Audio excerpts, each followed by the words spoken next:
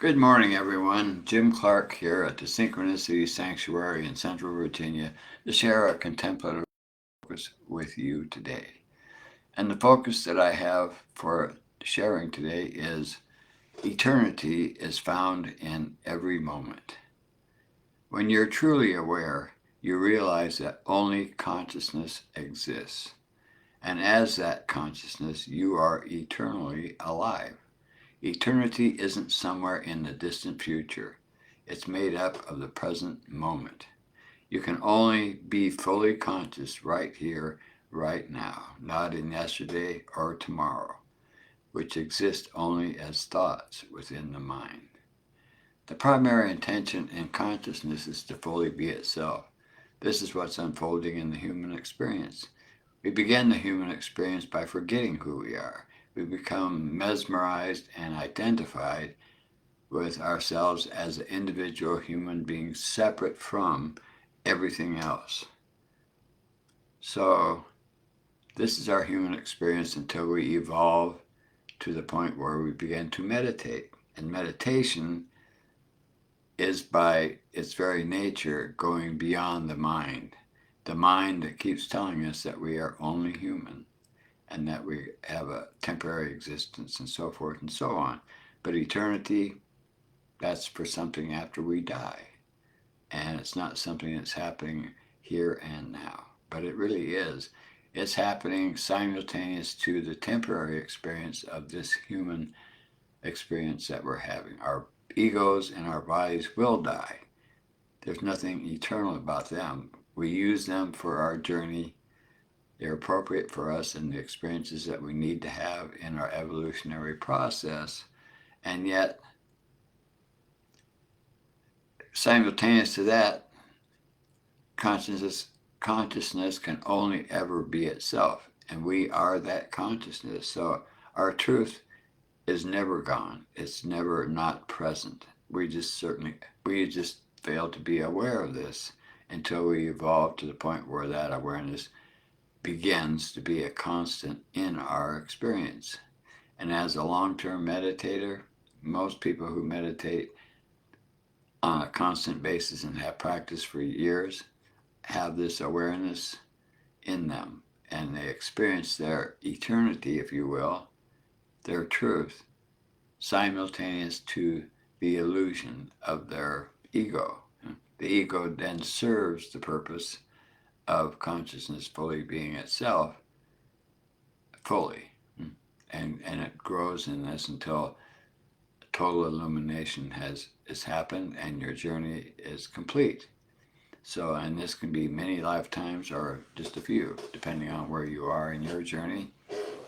But so a moment is just a flickering of time, and eternity is forever, whatever that might be. It cannot be conceptualized because the mind cannot grasp eternity. It can believe in it, it can define it, but it can't really experience it. And without experience, we don't really know. We don't know anything that's outside of our experience. And even there, we might not be totally accurate in how we have interpreted our experience. So,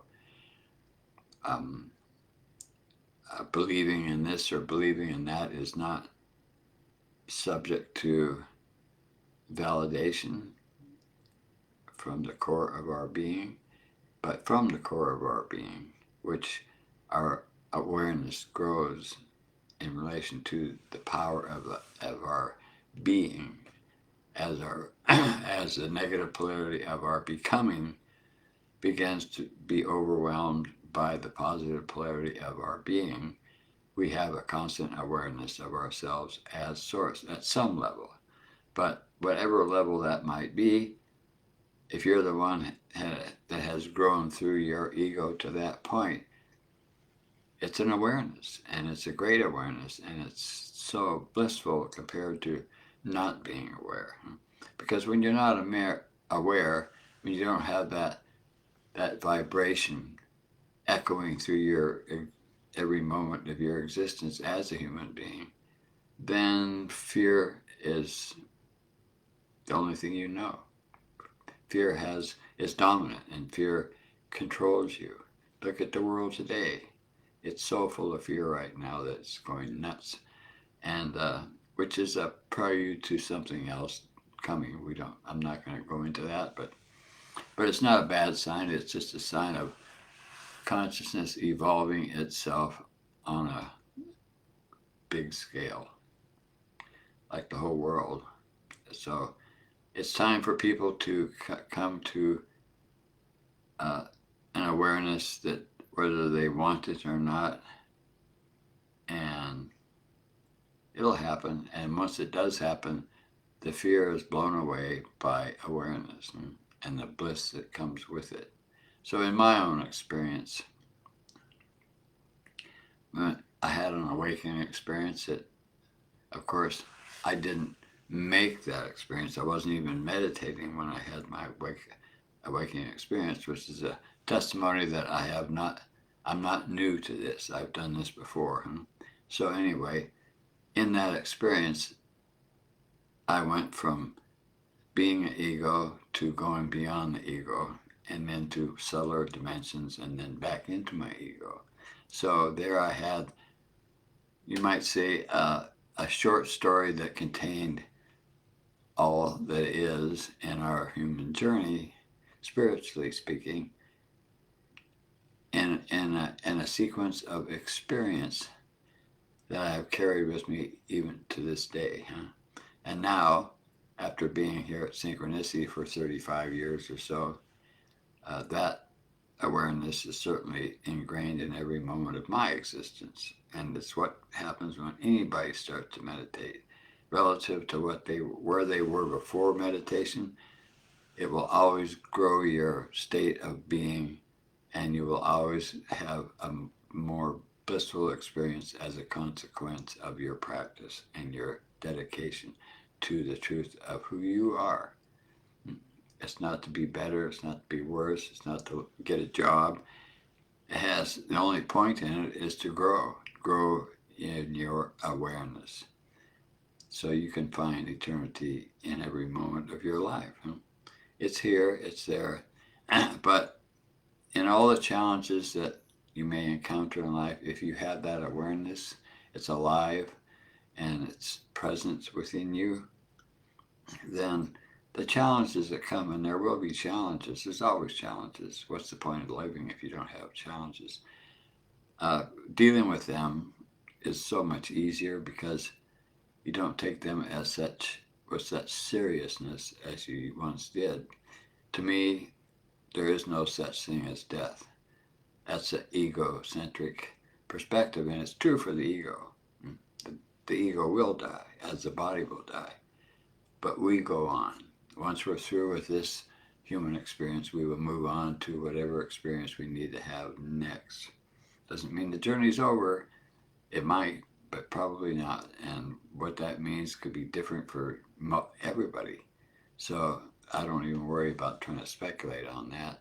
It'll happen when it happens, and it will be appropriate because consciousness is always loving itself in any form it might be in, which is what we aspire to here in terms of our own journey, to love and express love and to include anything and anyone that in our experience.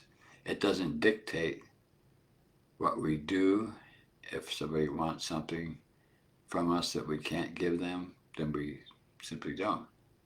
If their expectations are not real, then we just simply point that out. But we offer to help in that way as a guiding post for people who are on the spiritual path. It's a path that demands focus, it demands attention, and it demands commitment. And not everyone who comes across us is ready for that. Some people just want to have and we provide light meditations for people. They can download any of our soundtracks and do what they do with it. We don't try to control them. We encourage them, but we don't worry about where they go because they will go where they're supposed to go.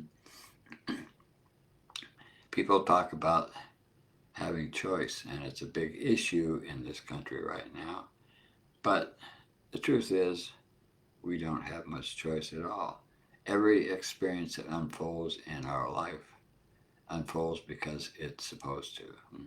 Our teacher told us this many times. He said, you can choose what color of a car you buy or something like that, to, but because you went to buy this car, you didn't really choose that experience. It's there because it's supposed to be there in your journey. Just like if you have an accident, you fall down, break a bone, you didn't have a choice in that either. We don't voluntarily do things like that unless we want to die. But yeah, so it's like me being here with this live stream. I have a lot going on myself this morning, but it will unfold as it unfolds, and I'm not going to let that stop me from doing the live stream this morning. It just augments my day. It adds more to my day. It doesn't get in the way at all. It's just part of my day. My eternity is found in every moment and everything I do because I see it, I feel it, and I experience it. So that's what I wanted to share with you today is that no matter what your mind might come up with, and the mind loves to create illusory thoughts that have no basis in reality whatsoever unless you pretend like they're real, and then you get what you get. So, and you won't do that unless you're supposed to do that, because that is also part of the learning process. Learning to be aware that your mind is not truthful, and every time that it presents something to you, it's questionable. Always question your mind when it comes up with something, but also your instincts and your feelings, the feelings that come from your heart center. When you get in touch with that, those messages are usually pretty accurate in terms of yes or no. Should you say yes or should you say no? And if we're in touch with our heart center, if we're in touch with our feeling center because we have gone beyond the mind enough that we no longer are captivated by it solely, then we get messages about decisions that we make that are more appropriate for us. And that's part of the growth. That's part of our evolutionary process. So that's what I wanted to share with you today. I hope you got something out of this that helps to encourage you to meditate, and to meditate knowing that you're on your way to your own eternal, blissful experience of life itself as yourself. So until next Monday, I bid you adieu, and I hope you got something out of this. Thank you so much for being here.